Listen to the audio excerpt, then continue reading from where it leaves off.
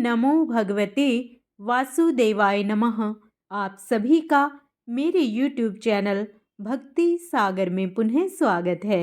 आज का अपना वीडियो शुरू करने से पहले आप सभी से विनम्र प्रार्थना है, यदि आप मेरे चैनल पर नए आए हैं और अभी तक मेरे चैनल को सब्सक्राइब नहीं किया है तो व्रत त्योहारों से संबंधित सभी जानकारियां प्राप्त करने के लिए, सभी व्रत कथाएं सुनने के लिए, प्रतिदिन के पांचांग की जानकारी प्राप्त करने के लिए तथा प्रतिदिन के महात्म्य स्मरण करने के लिए व प्रभु भक्ति से लगातार जुड़े रहने के लिए कृपया मेरे चैनल को सब्सक्राइब अवश्य करें।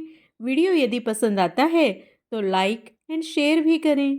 आइए अब माघ मास महात्म्य के 27वें अध्याय का स्मरण करते हैं। प्रेत कहने लगा कि हे पथिक, मैं इस समय तुम्हारे पास जो यह गंगा जल है उसे मांगता हूँ, क्योंकि मैंने इसका बहुत कुछ महात्म्य सुना है। मैंने इस पर्वत पर गंगा जल का बड़ा अद्भुत आश्चर्य देखा था, इसलिए यह जल मांगता हूँ। मैं प्रेत योनि में अति दुखी हूँ। एक ब्राह्मण अनअधिकारी को यज्ञ कराकर ब्रह्म राक्षस हो गया। यह हमारे साथ 8 वर्ष तक रहा। उसके पुत्र ने उसकी अस्थियों को इकट्ठा करके गंगा में कनखल स्थान में गिरवा दिया। उसी समय वह राक्षस तव त्याग कर सदगति को प्राप्त हुआ। मैंने प्रत्यक्ष देखा है, इसलिए मैंने तुमसे प्रार्थना की है। मैंने पहले जन्म में तीर्थ स्थानों में बड़े बड़े दान लिए थे और उनका प्रायश्चित नहीं किया था। इसी से मैं हजारों वर्ष तक इस प्रेत योनि, जिसमें अन्न और जल मिलना अति दुर्लभ है, दुख पा रहा हूँ। इस योनि में मुझको हजारों वर्ष बीत गए। इस समय आप जल देकर मेरे प्राणों को, जो कंठ तक आ गए हैं, बचाओ। कुष्ठ आदि रोग से भी मनुष्य प्राणों को त्याग करने की इच्छा नहीं करता। देवदूती कहने लगे कि ऐसे उस प्रेत के वचन सुनकर वह ब्राह्मण बड़ा विस्मित हुआ और वह अपने मन में विचारने लगा कि संसार में पाप और पुण्य के फल अवश्य आ पड़ते हैं। देव, दानव, मनुष्य, कीड़े मकोड़े भी रोगों से पीड़ित होते हैं। बाल तथा वृद्धों को मरण, अंधा तथा कुबड़ापन, ऐश्वर्य, दरिद्रता, पांडित्य तथा मूर्खता सब कर्मों से ही होता है। इस कर्म भूमि में जिन्होंने न्याय से धन इकट्ठा किया है वह धन्य हैं।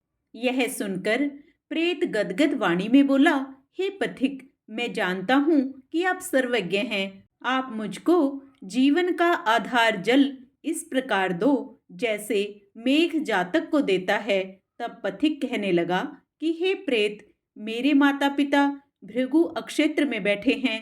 मैं उन्हीं के लिए जल लाया हूँ। उस बीच में तुमने गंगा के संगम का जल मांग लिया। अब मैं इसी धर्म संदेह में पड़ गया कि क्या कांड वस्तु में यज्ञों को इतना नहीं मानता जितना प्राण रक्षा को मानता हूँ। इसलिए प्रेत को जल देकर तृप्त करके माता पिता के लिए फिर जल लाऊंगा। लोमस जी कहने लगे कि इस प्रकार उस पथिक ने गंगा यमुना के संगम का जल उस प्रेत को दिया। उस प्रेत ने प्रीति पूर्वक जल को पिया। उसी समय वह प्रेत शरीर को छोड़कर दिव्य देहधारी हो गया। केरल कहने लगा कि बिंदु मात्र गंगा जल से वह प्रेत मुक्त हो गया। हम समझते हैं कि ब्रह्मा जी इस जल के गुण का वर्णन नहीं कर सकते, नहीं तो महादेव जी इस जल को मस्तक पर क्यों धारण करते। इस संसार में जो मनुष्य काया, वाचा और मनसा के पापों से रंग गए हैं वह गंगा जल के बिना नहीं धुलते। गंगा जल के सेवन से मुक्ति सदा सम्मुख खड़ी रहती है। जिसके जल को स्पर्श करते ही प्रेतत्व को छोड़कर मुक्ति को प्राप्त होते हैं। जो गंगा स्नान करता है वह वैष्णव पद को प्राप्त होता है। यदि संबंधी लोग गंगा जल से तर्पण करें तो नरक में रहने वाले पितर लोग स्वर्ग में चले जाते हैं और स्वर्ग में रहते हुए ब्रह्मत्व को प्राप्त होते हैं। गंगा जल के समान और कोई मुक्ति का साधन नहीं। वह प्रेत वहां से चला गया और 1 मास में जब माघ मास आया तो उसने सुने हुए प्रयाग महात्म्य के अनुसार गंगा यमुना के संगम पर स्नान करके पिशाच शरीर को धारण कर भक्ति पूर्वक नारायण की स्तुति करता हुआ वह द्रविड़ देश का राजा गंधर्वों से सेवित उत्तम विमान पर बैठकर इंद्रपुरी को गया। सो हे द्विज, यह इतिहास पापों का जल्दी ही नाश करता है। इसमें धर्म का ज्ञान होता है। यह पुण्य, यश तथा कीर्ति को बढ़ाने वाला है, ज्ञान तथा मोक्ष देने वाला है। तुम भी सद्गति पाने के लिए प्रयाग चलो। वहां पर हम ऐसा स्नान करें जो देवताओं को दुर्लभ होता है। वहां पर श्राप से पैदा हुआ पिशाचपन सब नाश को प्राप्त हो जाएगा। इस प्रकार लोमेश जी के मुख से अमृत में मधुर कथा को सुनकर मानो अमृत पीकर सब प्रसन्न हुए और पाप रूपी समुद्र से पार हुए। उन्हीं के साथ सब लोगों ने दक्षिण दिशा को प्रस्थान किया। इस प्रकार माघ मास महात्म्य का 27वां अध्याय समाप्त होता है। आगे का अध्याय हम अपने कल के वीडियो में करेंगे। पूर्ण पुण्य लाभ प्राप्त करने के लिए आप उसे भी अवश्य स्मरण करें। विष्णु भक्ति की श्रृंखला में आज हम श्री हरि की भक्त बुढ़िया माई की कथा सुनेंगे। आइए स्मरण करते हैं। प्राचीन काल में एक गांव में एक वृद्ध महिला रहती थी जो भगवान विष्णु की अनन्य भक्त थी। वह प्रतिदिन नियम पूर्वक विष्णु भगवान की पूजा अर्चना करती, भजन गाती और अपनी श्रद्धा से भगवान का स्मरण करती थी। उस महिला के पास धन संपत्ति नहीं थी, लेकिन उसके मन में भगवान के प्रति गहरी आस्था थी। वह रोज जंगल से लकड़ियां बटोरकर बाजार में बेचती और जो भी थोड़े पैसे मिलते उनमें से कुछ अन्न और तुलसी दल लेकर भगवान को अर्पित करती। एक दिन उस नगर का राजा अपने नगर में घूम रहा था और उसने उस वृद्धा को देखा। राजा ने पूछा, माता, तुम्हारी उम्र अधिक हो गई है, फिर भी तुम इतनी मेहनत क्यों करती हो? बुढ़िया बोली, राजन, मैं यह सब भगवान विष्णु की सेवा के लिए करती हूँ। उनके बिना मेरा जीवन अधूरा है। राजा को यह सुनकर बहुत आश्चर्य हुआ और उसने सोचा, क्या सच में भगवान विष्णु इस गरीब महिला की पूजा स्वीकार करते हैं? उसने वृद्धा की भक्ति की परीक्षा लेने का निश्चय किया। राजा ने नगर के पुजारी से कहा कि वह वृद्धा की भक्ति की परीक्षा ले। पुजारी ने वृद्धा से कहा, तुम भगवान विष्णु को क्या अर्पित करती हो माई? बुढ़िया ने कहा, मैं अपने श्रम से प्राप्त अन्न और तुलसी अर्पित करती हूँ। पुजारी ने हंसकर कहा, क्या भगवान विष्णु को यह स्वीकार होगा? इस पर वृद्धा बोली, भगवान केवल प्रेम और श्रद्धा को स्वीकार करते हैं, भले ही वह साधारण अर्पण ही क्यों न हो। उस रात राजा ने स्वप्न देखा कि भगवान विष्णु प्रकट हुए और बोले, हे राजन, मेरी सबसे प्रिय भक्त वह वृद्धा है जो सच्चे मन से मेरी सेवा करती है। मैं उसकी भक्ति से अत्यंत प्रसन्न हूँ। राजा की आंखें खुली और वह तुरंत वृद्धा के पास गया।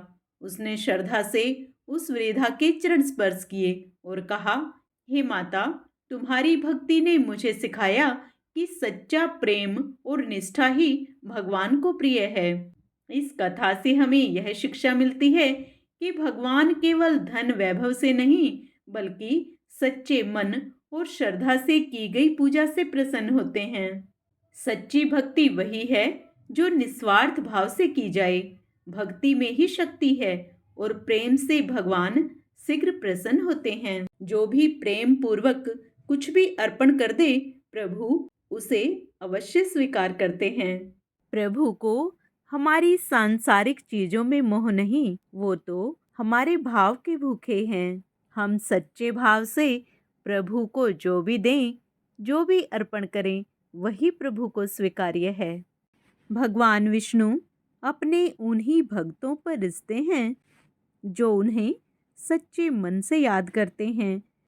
वे श्रद्धा भाव से उनका पूजन अर्चन करते हैं। जय श्री हरि विष्णु। विष्णु भगवान की जय। आइए अब विष्णु भगवान को प्रसन्न करने के लिए विष्णु चालीसा का पाठ करते हैं। विष्णु सुनिए विनय सेवक की चितलाए, कीरत कुछ वर्णन करूं दीजिए ज्ञान बताए। नमो विष्णु भगवान खरारी, कष्ट न सावने अखिल बिहारी। प्रबल जगत में शक्ति तुम्हारी, त्रिभुवन फैल रही उजियारी। सुंदर रूप मनोहर सूरत, सरल स्वभाव मोहिनी मूरत। तन पर पीतांबर अति सोहत, बैजंती माला मन मोहत।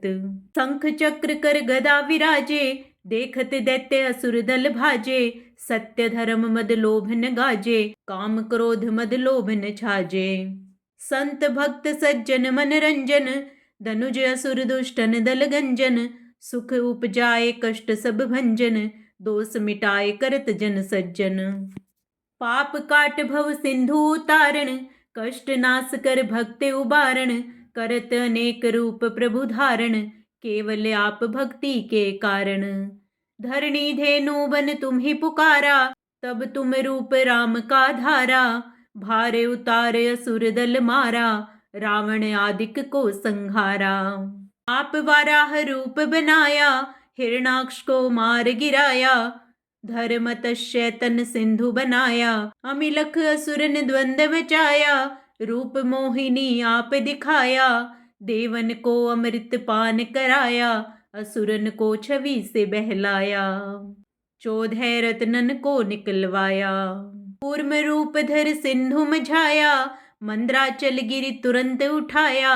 शंकर का तुम फंद छुड़ाया, भस्मासुर को रूप दिखाया। वेदन को जब असुर डुबाया, कर प्रबंध उन्हें ढूंढवाया। मोहित बनकर खल ही नचाया, उस ही कर से भस्म कराया। असुर जलंधर अति बलदाई, शंकर से उन कीन्ह लड़ाई। हार पार शिव सकल बनाई, कीन सती से छल खल जाई।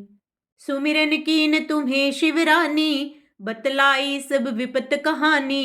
तब तुम बने मुनीश्वर ज्ञानी, वृंदा की सब सूरति भुलानी।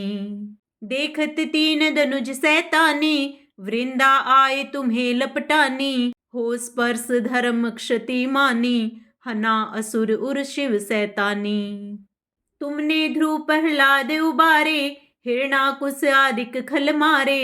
गणिका और अजामिल तारे, बहुत भक्त भव सिंधु उतारे। हरहु सकल संताप हमारे, कृपया करहु हरि सिरजनहारे। देखहूँ मैं निज दर्श तुम्हारे, दीन बंधु भक्तन हितकारे। चाहता आपका सेवक दर्शन, करहु दया अपनी मधुसूदन। जानो नहीं योग्य जब पूजन, होए यज्ञ स्तुति अनुमोदन। शील दया संतोष सुलक्षण, विदित नहीं व्रत बोध विलक्षण। करहूँ आप किस विधि पूजन, कुमति विलोक होत दुख भीषण। करहूँ प्रणाम कौन विधि सुमिरन, कौन भांति मैं करहूँ समर्पण। सुर मुनि करत सदा सेवकाई, हर्षित रहत परम गति पाई। दीन दुखिन पर सदा सहाई, निज जन जान लेव अपनाई। पाप दोष संताप नशाओ, भव बंधन से मुक्त कराओ। सुत संपत्ति दे सुख उपजाओ, निज चरणन का दास बनाओ। निगम सदा ये विनय सुनावे, पढ़े सुने जो जन सुख पावे। इति श्री विष्णु चालीसा।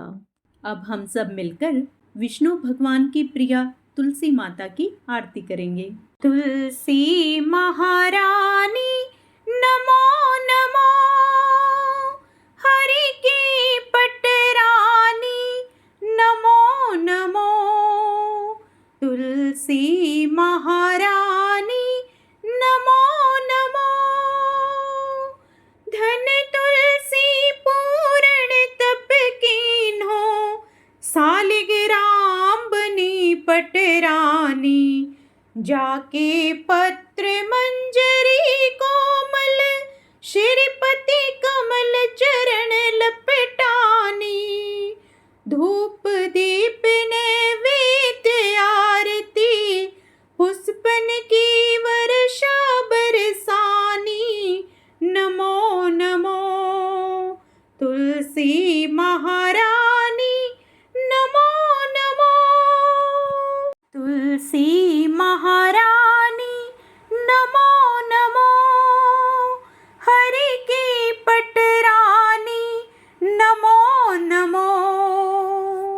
छप्पन भोग 36 व्यंजन, बिन तुलसी हरि एक न मानी। सभी सखी मैया तेरो जस गावे, भक्ति दान दीजे महारानी।